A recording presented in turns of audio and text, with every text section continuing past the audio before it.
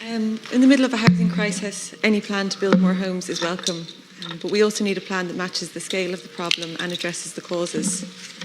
There are 4 areas that I'm highlighting today in the time I have that would make a substantial difference to families and individuals affected. Firstly, the very obvious need to build more social and affordable housing. Every week, I think we all are contacted by families seeking a home, whole cohorts of people on social housing waiting lists, or people who cannot find affordable rented accommodation in their area. They only represent a small fraction of a generation who know that despite their hard work and savings, there is little hope of them ever getting their own home. This needs to change. We need to ensure that all families and individuals have the dignity of housing. We need an Ireland where you can afford to buy a home. The government's social and affordable housing targets are welcome. However, they don't address the current need, not to mind the growth in demand annually. And these targets are over a 10-year period, which is of considerable concern to families already on waiting lists for years. We need a greater commitment on this matter, such as legislative-based percentages of annual housing stock being social and affordable. Secondly, there is only one reference to domestic, sexual and gender-based violence in the plan, which is very disappointing. Again and again, organisations and advocates that support survivors of domestic violence have called for a whole-of-government approach to respond to this epidemic. We need joined-up thinking. Housing is one of the main services that victims or survivors interact with. Domestic and gender-based violence is not just a justice or health matter, it is about safe and secure housing. A housing policy must and should include this cohort of people who are often in desperate need of housing. It is extremely concerning and disappointing that it has largely been left out of the government's plans. Thirdly, there are numerous mentions of housing for people with disabilities in the plan, but it's worth noting that this is against a backdrop of 2 recent reports that highlight failures of housing policy in this area. The Human Rights and Equality Commission in the ERSI's report found that almost 1/3 of people living with a disability experience housing quality issues.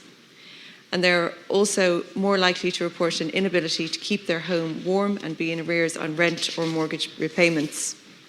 Also, research from Inclusion Ireland and the Independent Living Movement Ireland show that people with disabilities feel their housing needs are being completely overlooked within the housing crisis, and they are not being seen as people with an equal right to independent living. Many of the more acute issues in this area are housing related. For example, on the Disability Matters Committee, we've seen how a lack of proper housing and supports has resulted in over 1,300 people with disabilities under the age of 65 living in nursing homes. Some are in psychiatric wards. This is a disgrace. Inclusion Ireland recently told the committee that one of the biggest barriers faced by people with intellectual disabilities in accessing accessible housing is the lack of availability of support services that are required to live in their own home.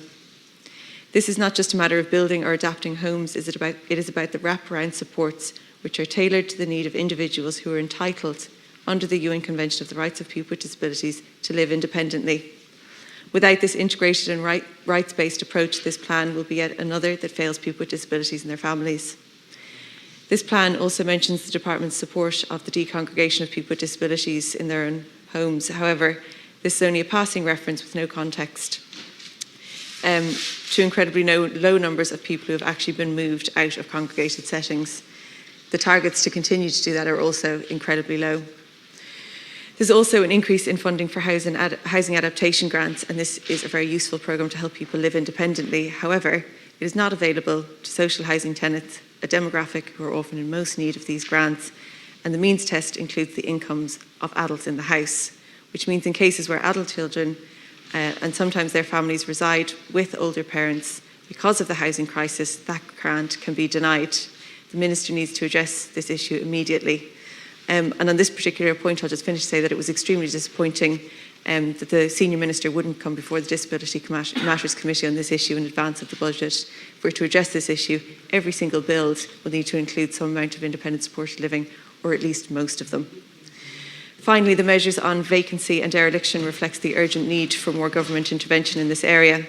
Too many towns and villages in West Cork have vacant and derelict buildings, which, as well as being eyesores and potential dangerous sites, are buildings which could support a local business and house another family. That would have a massive impact on our high streets, which are becoming more and more derelict as well.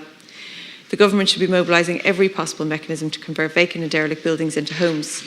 Bringing vacant stock into use should be an essential aspect of addressing the housing crisis, Building new homes takes time and has considerable carbon footprint compared to adapting existing structures. The failure to introduce a vacant home levy is a missed opportunity to get much needed homes back into use. The Minister also needs to ensure that local authorities are doing everything they can to address this.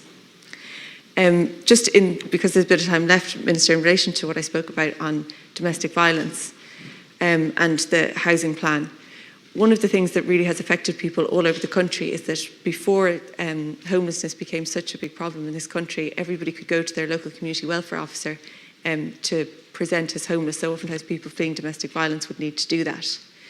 Because community welfare officers became overrun with that work, with the increase in homelessness, people now have to go to their local housing authority. And to give an example, in Cork South West, that's in Clonakilty. So if you're out in Castletonbear, for one, there isn't even a bus there. It's also, up to 2 hours to get there. And then when people do get there, they're asked to prove that they're homeless. You can imagine in that scenario, you don't have proof on you. And you might have children with you, you might have pets, you could have anything.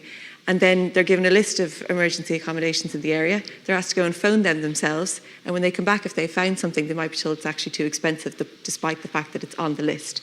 So I think we need kind of training throughout the local authorities to deal with these kind of situations. In other counties, I know there is kind of multidisciplinary teams that deal with those, that are more able to deal with those particular issues. And that just needs to be considered in relation to housing because, an awful lot of people fleeing domestic violence end up being homeless.